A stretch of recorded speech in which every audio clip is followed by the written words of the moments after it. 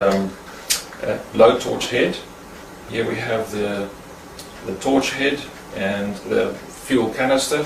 You will see it's different from a refillable torch canister in the sense that the top has a flange with a notch cut out of it, where the other one hasn't. It's got a very thin nozzle, so I'll put that aside.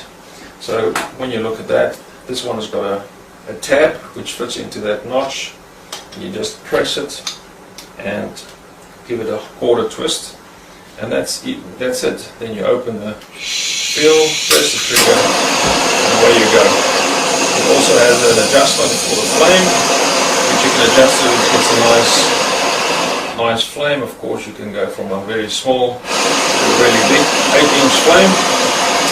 Now we're going to start off by doing some creme brulee.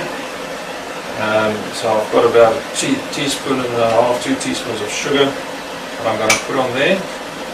Shake it to just even it out, and on about a medium flame we'll just start torching.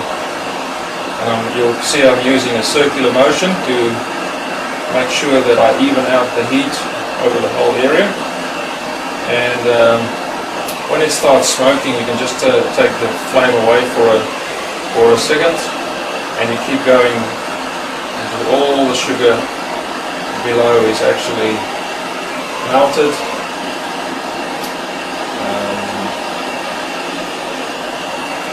You see it evens out into a nice